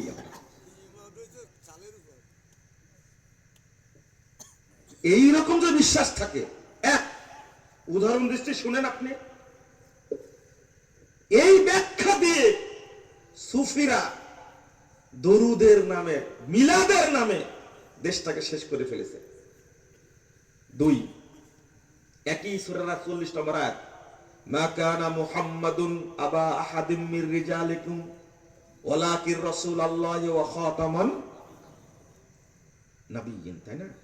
এই দলিল হলো খতাম মানে আংটি, খতামুন মানে কি? আংটি। আসলে আংটি, জিজ্ঞেস করেন। খতাম মানে আংটি। তো নবীদের মধ্যে আংটিওয়ালা আর আল্লাহ রাসূলের হাতে আংটি দিতেন, তো ঠিকই তো আছে। আমি যেটা অনুবাদ করলাম খতামান নাবিয়্যিন, ঠিকই আছে। খতাম মানে আংটি, আর নবীদের মধ্যে কি মুহাম্মদ সাল্লাল্লাহু আলাইহি ওয়াসাল্লাম কি আংটিওয়ালা ছিলেন? শেষ নবী এটা অর্থ না। কুরআন এমন বুঝেছে, নবীকে শেষ নবীর পদ থেকে খারিজ করে দিয়েছে বুঝতে গিয়ে। এই কাদিয়ানীদের দলিল এটা। আচ্ছা, আরেকটা দলিল একটা শিখাই দিই আপনাদেরকে। আচ্ছা, কুরআন সুন্নাহর ব্যাখ্যা এই টেরা মুরতাদ কাদিয়ানীদের কাছ থেকে আমাদের নিতে হবে? কাদিয়ানীর বক্তব্য শোনা যাবে? শোনা যদি না যায়, যাদের মানহাজ খারাপ তাদের বক্তব্য শোনা যাবে, যারা মানহাজ পরিষ্কার করে না। এবার দেখেন, আল্লাহর নবী সাল্লাল্লাহু আলাইহি ওয়াসাল্লাম বলছেন আনা খাতামুন নাবিয়্যিন লা নাবিয়্যা বাদি। 3535 নম্বর হাদিস সহিহ বুখারীর মধ্যে। তো আল্লাহ রাসূল নিজেই বলছেন আমি খাতামুন নাবিয়্যিন, নবীদের কি শেষ। তারপরে আরো স্পষ্ট করছেন লা নাবিয়্যা বাদি, আমার পরে কোন নবী আসবেন না। আরো উদাহরণ দিয়েছেন আল্লাহ রাসূল, আরো উদাহরণ দিয়েছেন। আর এরা বলছে মুহাম্মদ আংটিওয়ালা নবী, শেষ নবী নয়। তাদের কুরআনের বুঝটা ঠিক আছে, দলিল কুরআনের, কিন্তু বুঝটাকে ঠিক হলো। এই জন্য শর্ত হলো ওয়াজিবু ইত্তিবাইল কিতাবে ওয়াস সুন্নাহ আলা ফাহমে সালাফিল উম্মাহ। এটা মূলনীতি কুরআন বুঝার, হাদিস বুঝার, শরীয়ত বুঝার মূলনীতি হলো কুরআন এবং সুন্নাহর ইত্তেবা করতে হলে শর্ত হলো, ওয়াজিব হলো সালাফদের বুঝ অনুযায়ী আমল করতে হবে। ইমাম আউজাই বলছেন ইসবির নাফসাকা আলা সুন্নাহ, তুমি তোমার আত্মাকে, নিজেকে সুন্নাতের উপর অটল রাখো। তারপরে বলছেন কুল বিমা ক্বালু, তারা যা বলেছেন সেটাই বলো। ওয়াকিফ হাইসু ওয়াকাফাল কওম, সাহাবায়ে কেরাম, তাবেঈন ইজম যেখানে গিয়ে তারা থেমে গেছেন, তুমিও থেমে যাও। ওয়াকুফ আম্মা কাফু আনহু, যেখান থেকে তারা বিরত থেকেছেন সেখান থেকে বিরত থাকো। ওয়াত্তাবি সাবিলা সালাফিকা সালেহ, তুমি সলফে সালেহিনের অনুসরণ করো, তাদের পথের অনুসরণ করো। কি চমৎকার একটা কথা! আমি কেন বাড়িয়ে বলতে গেলাম? এখানে কোরআনের ব্যাখ্যা হাদিস, হাদিসও নাজিল হয়েছে কার পক্ষ থেকে? আল্লাহর পক্ষ থেকে। তুমি হাদিস অস্বীকার করেছো, আর এক শ্রেণীর মানুষ বের হয়েছে আহলে কোরআন, কি যারা বলে হাদিস মানা যাবে না, শুধু কোরআন মানতে হবে। যারা হাদিসকে অস্বীকার করেছে তারা কি মুসলিম না কাফের? এই কথা বলতে গেলাম, যারা আহলে কোরআন, একজন অশিক্ষিত না, একজন বোকা না, একজন মাথা মুটা না, একজন বেকুব না, যারা আহলে কোরআন দাবি করে তারাই শিক্ষিত, তারাই বুঝদার, তারা বুঝে শুধু এই কথা বলে, তারা কাফের, এতে কোনো সন্দেহ না। তুমি ফতোয়া খুলে দেখো, শেখ বিন বাজের ফতোয়া। আমার একটা বক্তব্য আছে হাদিস অস্বীকারের পরিণাম, কয়েকটা বক্তব্য আছে, শুনে বিস্তারিত তথ্য সহ উল্লেখ করেছে। কোন ব্যক্তি পৃথিবীতে নাই যে হাদিস মানে না, এই অশিক্ষিত। আমি কয়েকজনের নাম বললে আপনি আশ্চর্য হয়ে যাবেন যারা হাদিসকে অস্বীকার করেছে। এই বাংলাদেশেও আছে, ও আপনার গ্রামে আছে, আমি উচ্চ ডিগ্রিধারী আছে যারা হাদিসকে অস্বীকার করেছে।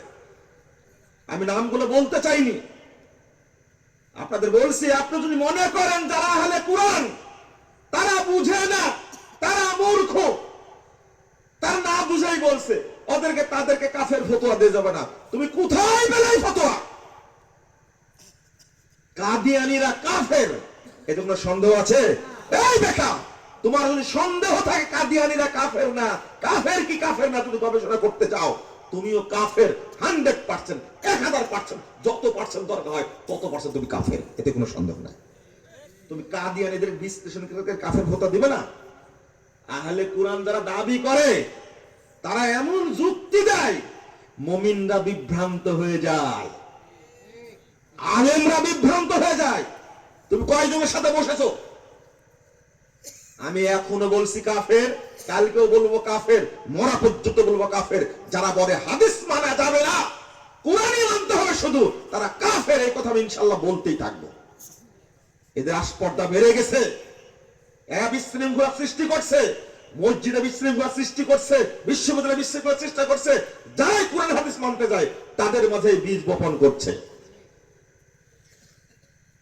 এই তরুণ ছেলেগুলো আবেগে পড়ে এমন জোরে লাফ দিয়েছে, এক গর্তে থেকে আর এক গর্তে গিয়ে পড়েছে। ও মনে করেছিল জাহান্নাম থেকে লাফ দিলাম জান্নাতে গিয়ে পড়বো, কিন্তু পড়েছে এই হুতামা থেকে পড়েছে হাবিয়ার মধ্যে। হুতামা কি ছোটখাটো, আর হাবিয়া মানে বুঝাটা এক চামচ কি হয়ে গেছে, বেশি হয়ে গেছে। বুঝা এক চামচ বেশি হয়েছে, তুমি ভালো করে বুঝো আগে, পড়াশোনা তো জানো না, কার কাছ থেকে কুযুক্তিগুলো নিয়ে এসে সমাজে বিভ্রান্তি সৃষ্টি করছে। আর এক শ্রেণী বের হয়েছে যাদের গবেষণা হলো দাজ্জাল নিয়ে। কি নিয়ে? দাজ্জাল। দাজ্জালকে আবিষ্কার করবে। দাজ্জাল নাকি মানুষ না, নাউজুবিল্লাহ, এটা আকীদার বিষয়, তুমি গবেষণা করতে গেলে কেন? ফতোয়া দিয়েছে, আর তরুণরা গিলেও ফেলেছে দাজ্জাল নাকি জেরুজালেম থেকে আসবে, ইমাম মাহদী নাকি চলে এসেছে। একজন বলল ইমাম মাহদী 19 সালের মধ্যে আসার সম্ভাবনা বেশি। কয় সালে এখন এটা? আচ্ছা আপনি জানেন, আচ্ছা নবী মুহাম্মদ সাল্লাল্লাহু আলাইহি সাল্লাম যে নবী হবেন, তিনি নবী হওয়ার 1 সেকেন্ড আগে জানতে পেরেছিলেন? জানতে পেরেছিলেন? কোন জানতে পেরেছিলেন তিনি?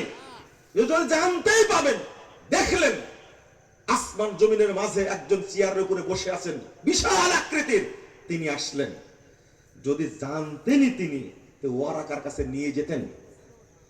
ওয়ারাকা কথাবার্তা শুনে শুনে বলছেন, হাদান নামুস আল্লাযী নাযালাল্লাহু আলা মূসা, এই দূতই আল্লাহ রাব্বুল আলামিন যাকে মুসা আলাইহিস সালামের উপর নাজিল করেছিলেন, তো আল্লাহ জানতেনই না ইমাম মাহদী, যে মাহাদি হবেন তিনি 1 সেকেন্ড 5 সেকেন্ড আগেও জানতে পারবেন না। তো জেলখানে থাকলো কেমনে?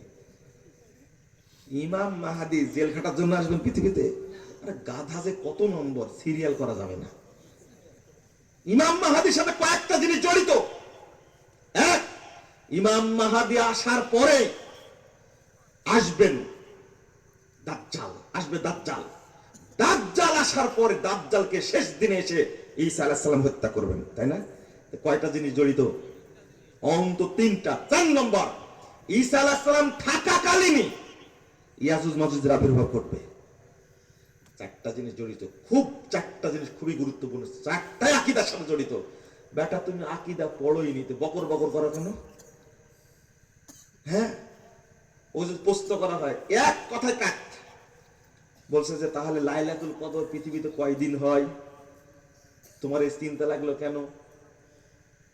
হাত্তা মাতলাইল ফজর, এটা বুঝলে তো হয় ফজর তো প্রত্যেকের উপরে আসে, আসে না? আল্লাহ যদি বাড়ান সময় তোমার যায় আসে? এক। উল্টা যদি আমি প্রশ্ন করি, আল্লাহ রাসূল সাল্লাল্লাহু আলাইহি ওয়াসাল্লাম বলছেন ইয়ানজিলু তাবারাকা ওয়া তাআলা ফি কুল্লি লাইলাতিন ফিস সামাই দুনিয়া হিনা ইয়াবকা সুলুসুল লাইল লিল আখির। যখন রাত্রে শেষ প্রহর হয়, তৃতীয় প্রহরে দুনিয়ার আসমানে নেমে আসেন। তুমি উত্তর দাও তো দেখি, আমাদের যখন রাত্রে শেষ প্রহর হয় তখন সৌদি আরবে কোন প্রহর? সৌদি আরবে যখন শেষ প্রহর হয় তখন লন্ডনে কোন প্রহর? লন্ডনে যখন শেষ প্রহর হয় তাহলে আমেরিকায় কোন প্রহর? উত্তর দাও এবার। তা আল্লাহ আরো সে যান কখন? নেমে তো আসেন, যান কখন? পৃথিবীর কোন না কোন 24 ঘন্টায় কোন না কোন জায়গায় শেষ প্রহর আছে, আছে না? তা আল্লাহ কখন যান? এটা বললে বলতে হা হা রাত্রি, এটা তো জানি না। ও তুমি ওইটা ঠিকই জানো যে কদর রাত্রিতে তাহলে বছরে কয়দিন হয়, এটাও তো জানো। কিন্তু আল্লাহ যে ওটা কদর রাত্রি বছরে একদিনের ব্যাপার, আর আল্লাহ রাব্বুল আলামিন প্রতি রাত্রিতে বান্দাকে এসে বলেন দুনিয়ার আসমানে। তুমি এটার ব্যাখ্যা আগে দাও, কদর রাত আসবে না মরে যাও, তা ঠিক আছে? আজকে রাতের ব্যাখ্যা দাও তো দেখি, ব্যাখ্যা দিতে পারবে? আমাদের উত্তর কি? কি আমাদের উত্তর কি?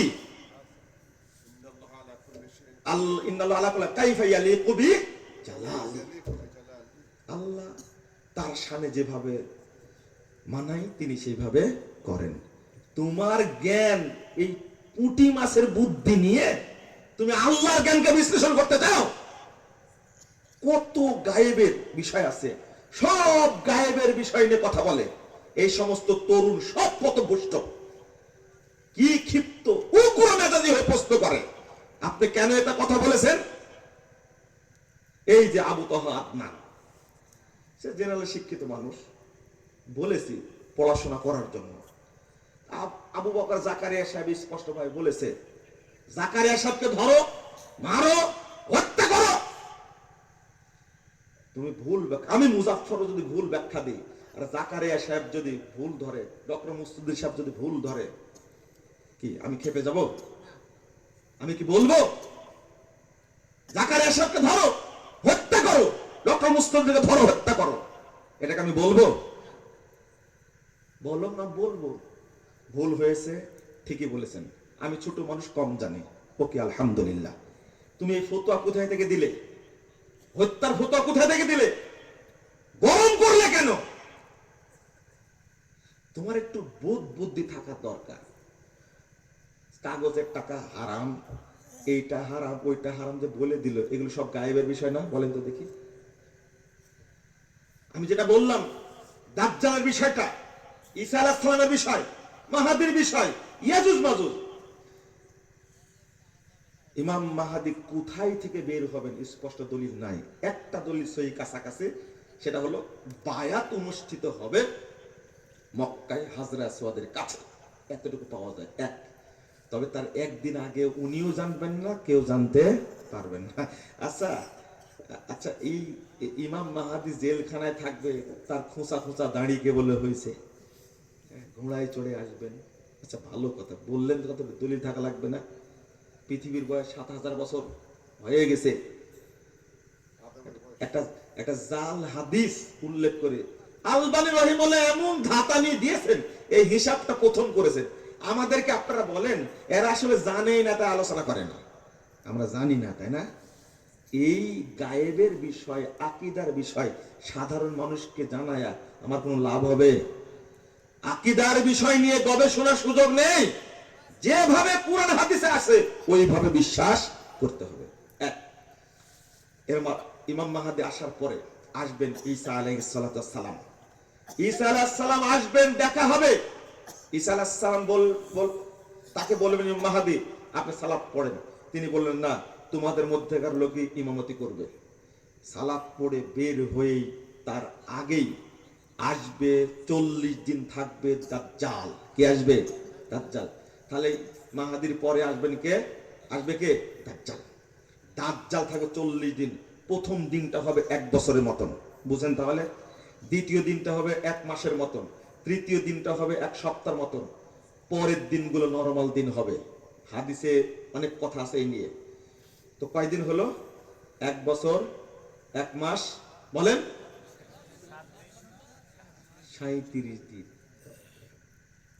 তো তাহলে ইমাম ঈসা আলাইহিস সালাম এসে দাজ্জালকে হত্যা করলেন, দাজ্জালের পর্ব শেষ। এবার হিসাব করেন তো ইমাম মাহাদি থেকে তার হত্যা পর্যন্ত ঈসা আলাইহিস সালাম আসা কয় দিনের ব্যাপার এটা? যদি 19 সালের কথা হিসাব দিই তাহলে এতদিন আসার কথা ছিল না? ছিল না? এক। 2 নম্বর হলো মরার পরে যারা লোক থাকবে ইমানদার হবে, এর মাঝে চলে আসবে কে? ইয়াজুজ মাজুজ। ইয়াজুজ মাজুজ আসবে। আল্লাহ রাব্বুল আলামিন ঈসা আলাইহিস সালামকে তার সাথীদেরকে রক্ষা করবেন পাহাড়ের মধ্যে। এই যে ঘটনা, এই 4টা জিনিস একসঙ্গে লাগালাগি, অন্তত 7 বছরের মধ্যে সবচেয়ে বিশুদ্ধ রেওয়াজ যেটা, ঈসা আলাইহিস সালাম 7 বছর রাজত্ব করবেন। তো এইগুলোর মধ্যে এতগুলো ঘটনা জড়িত, একটা কথা বললে আরো 4টা কথা সামনে আসছে, হিসাব করে বলতে হবে না? আপনি বলতে পারেন যে দুনিয়ার অবস্থা, ঈসা আলাইহিস সালাম অচিরে আসবেন, ইমাম মাহদী অচিরে আসবেন, দাজ্জাল তার আগে বেরিয়ে যাবে, এটা আপনি বলেন, কিন্তু দিন, তারিখ, মাস, সাল উল্লেখ করছেন কেন আপনি? আর এই পিছনে আমরা কি করছি? ছুটছি। কালো পতাকা নিয়ে যুদ্ধ করবে। আমি স্বপ্নে দেখলাম একটা দল কালো পতাকা নিয়ে যুদ্ধের প্রস্তুতি নিচ্ছে। তারা কারা? এক সেলসম্যান প্যারালাইসিস। ও বলছে যে ইমাম মাহদী আসবে এই জামাত শিবিরের মধ্যে থেকে, আর ওই হামাস থেকে আসবে। কোরআন হাদিস কি বুঝা বুঝেছে চিন্তা করেন। আবার যখন তালেবান রাষ্ট্র নিয়ে নিল তখন এরা পোল্ট্রি পারলো। পোল্ট্রি পারা বুঝেন তো? তালেবানদের থেকেই বের হবে ঈসা আলাইহিস সালামের অনুসারী। হায় রে সুফিবাদী তুমি, তোমার আকীদাও নাই, বিদ্যাও নাই, বুদ্ধিও নাই। সালাফি আকীদার সাথে তালেবানদের সম্পর্ক নাই।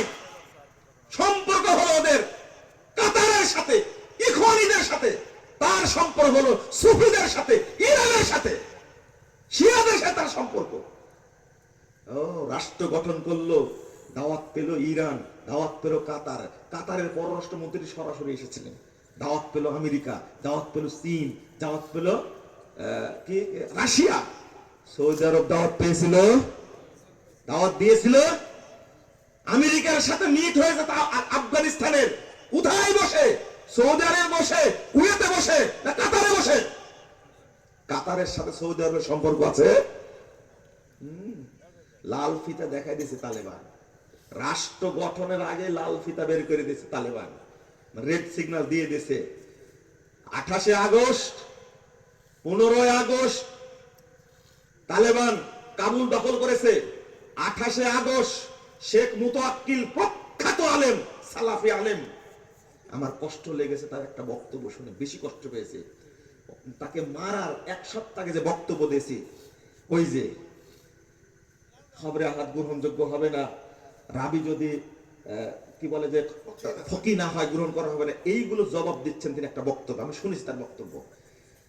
এত বড় একজন আলেমকে, যিনি উসুল জানেন, এত বড় পণ্ডিত, 28 আগস্ট, গত বছরে 28 আগস্ট তাকে ধরে নিয়ে গেছে, গুম করেছে।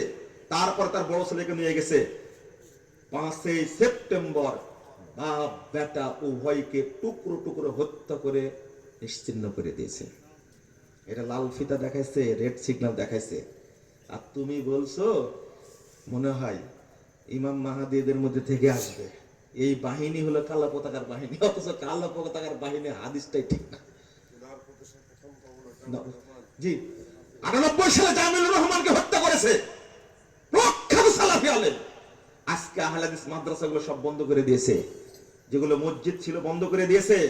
আপনি খোঁজ রাখেন, আমি যখন বলি তখন আপনাদের ঘাড়ে লাগে, খোঁজ তো নেন না।